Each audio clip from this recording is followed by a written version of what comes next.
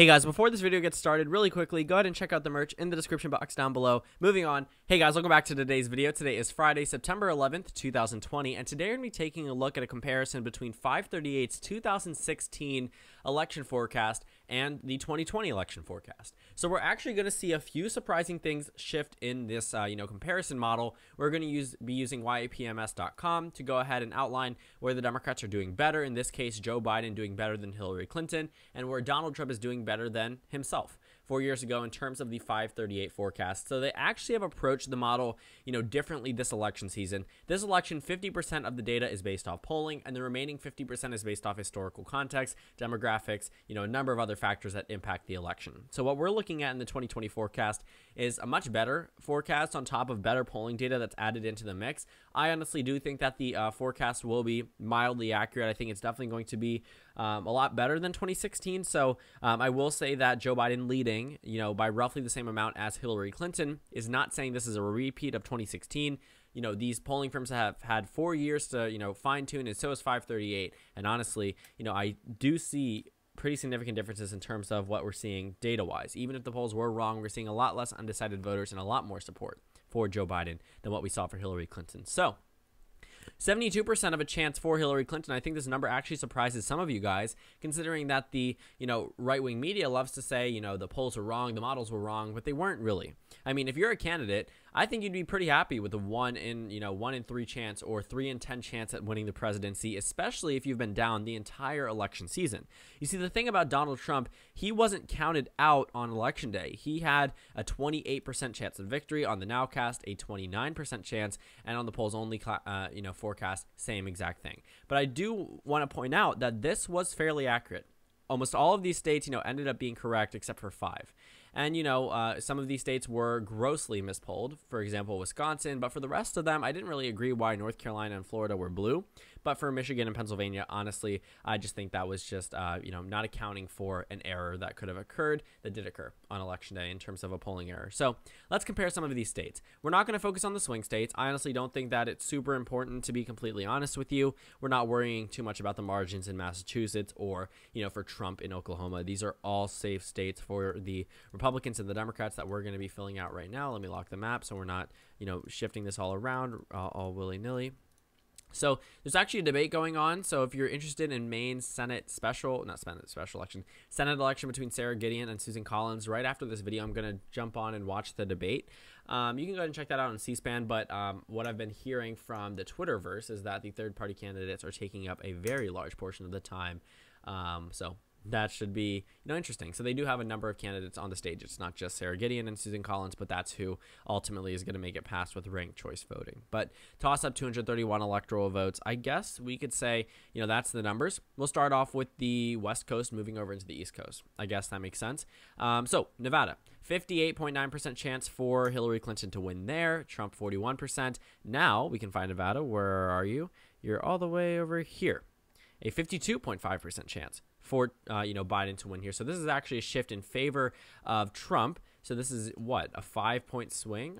That is pretty significant. So that's going to be characterized as likely. That is going to be the same ratings that I use in my description box. Check it out: 0 to 1 tilt, 1 to 5 lean, 5 to 15 likely, 15 plus safe. So let's take a look at 2016 again. Arizona, Trump goes from a 67% chance, according to the polls, plus forecast, and now Biden has a 51% chance. So I will say that is a swing of a safe margin in favor of the Democrats. Obviously, when someone has a 2 in 3 chance at winning 4 years ago, and then now they have less than a 50% chance at winning, it's a very big swing from where it normally is. So 84% chance in New Mexico for Joe Biden. Oh, these are forecasted vote shares. I was wondering why. Let's go ahead and click on these things because I'm actually very stupid. Well, cool. So now that I caught that, I was wondering why, because I know the numbers didn't rapidly narrow up. And, 81% chance in Nevada. So actually, that's interesting. That is very different than what I expected. That actually moves Nevada into the likely column. For Arizona, I'm expecting it to be roughly the same. So 67% for Trump in Arizona in 2016, 67% for Biden in 2020. Wow. So that one, does hold, but that's an exact flip. Then we move over to New Mexico, 84% chance at winning for Hillary Clinton. I wonder why they didn't do a map like this. I don't know. It seems as if they've made the 538 2020 forecast seem very similar to, just talking about swing states. Nothing similar. Nothing ever really resembles something like this. Yes, the snake is iconic, but other than that, I really wish that they had a map.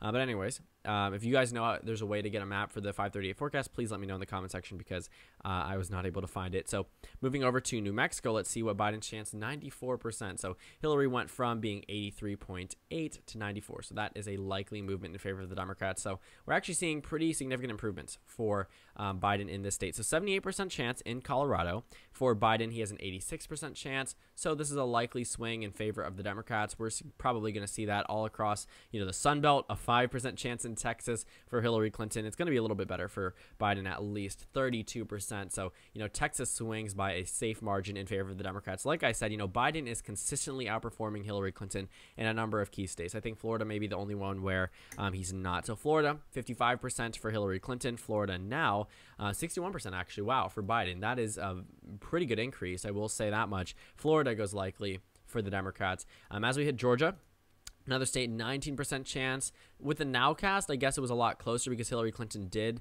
was expected to carry Georgia, but on the polls plus, it was never really that close. Trump had an 80% chance on Election Day. He's leading in Georgia right now on the 2020 national average. So let's go ahead and check that one out. That way we can see, yeah, he's down to 66%. So what was 80% on, Election Day in 2016 has now narrowed down to 66%. So that's a likely swing in favor of the Democrats. Looking at North Carolina, Clinton had a 55% chance at winning here. In North Carolina now, we can use this as a lot easier. They have all the swing states at the top.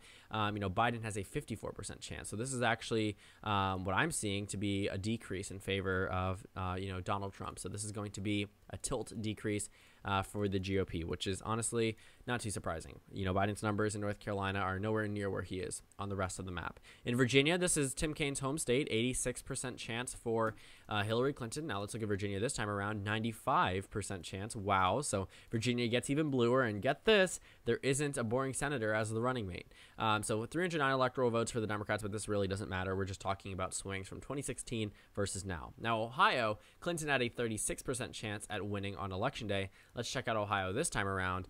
Biden has a 45% chance of winning here. So another likely Democratic swing. I'm actually very shocked by that number. In Iowa, 31%. Let's check Iowa now for Joe Biden, 33%. So it goes from being 31 to 33. So that's a minimal improvement. That's the first lean state on our map.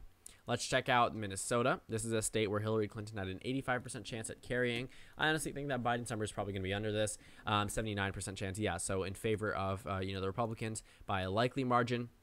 As we look over at Wisconsin, 84% in 2016. In Wisconsin now, Biden's at 78%. So another likely Republican state based off of a swing. In Michigan, 80% for Hillary Clinton. Michigan this time around, let's go ahead and see. I think Biden actually might do better than this, 86%. So from 80 to 86, Michigan goes likely Democrat, which honestly is very surprising. And then Pennsylvania, 77% chance for Hillary Clinton.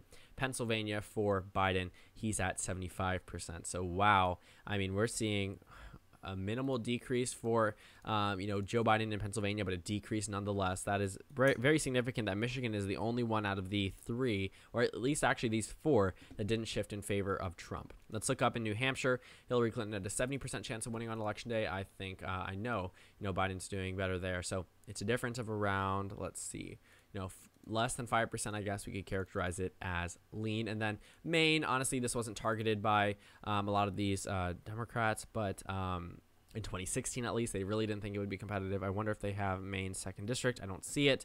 I don't think that they do have it. But, Maine, 84% chance for Hillary Clinton. Let's check out Maine this time around. Maine statewide, 82%. Wow. So that goes from, 84 down to 82. That's in favor of the Republicans by a lean margin. And since they don't have the other, districts up, we're going to go ahead and characterize that one. I want to see if they do have Nebraska. I don't think that they do.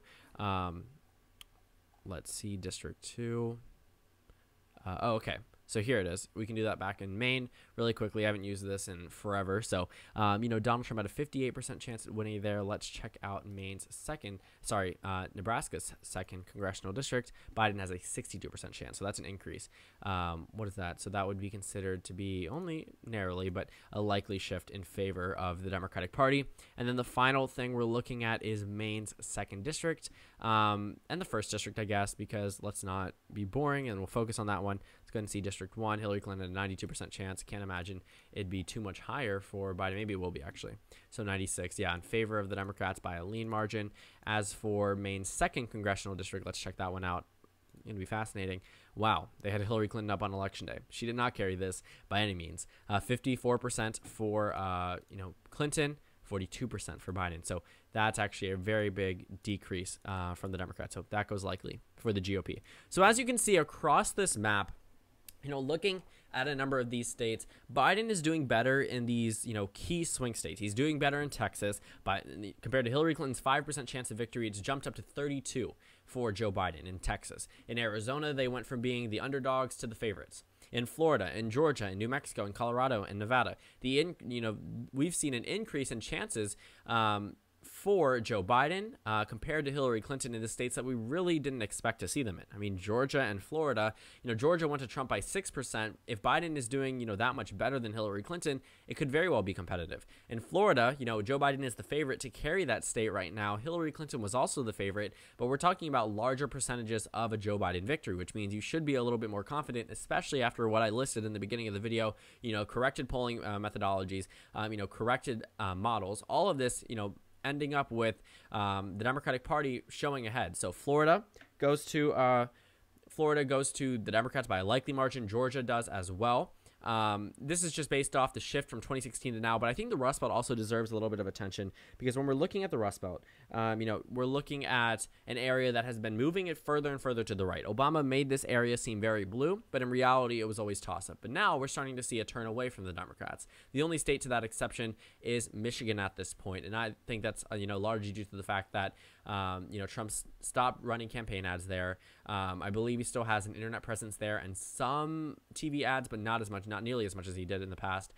Gretchen Whitmer, COVID-19, a number of issues that were, nationalized. Gretchen Whitmer was even considered as a VP choice in Michigan for the Biden campaign. So Michigan, one of those shining blue stars out of these four states. Minnesota could definitely be closer than we expect. Wisconsin definitely as well. And Pennsylvania, what we've seen is that Donald Trump has a much better chance in these states than he did in 2016. But for the rest of the states, it cannot be said, you cannot say the same. The only state outside of the Rust Belt with that exception is North Carolina. But, Biden has a 15% or higher better chance in Arizona, in Texas, 5 to 15% of a better chance in, New Mexico, Colorado, Nevada, Georgia, Florida, Ohio, Virginia, Michigan. So, Nebraska, second district. There's so many things that the Democrats are doing better in terms of their chances at victories in these states. And honestly, it will likely end up with a Joe Biden presidency. If we're looking at the 2020 forecast, it is poised to be a victory for Joe Biden. And we can see that clearly. Even if you do think that the model could be as wrong as 2016, even then, it'd be very hard to draw a map when someone is up 8% nationwide compared to only 3% in 2016. This election is not like 2016. The polling's more accurate, the models are more accurate, and that's going to be proven on election night or election week. We never know. So, thank you guys for watching this video. Make sure to comment down suggestions below. Make sure to register to vote. On the screen, there's a subscribe button if you just want to go ahead and, subscribe to this channel, see more content from me. On the screen, there's a video you can watch and then a playlist for my 2020 election videos. And then bottom left, I also have all my social media. Again, thank you guys so much for watching. Please consider joining as a member on my channel, and I will see you all tomorrow.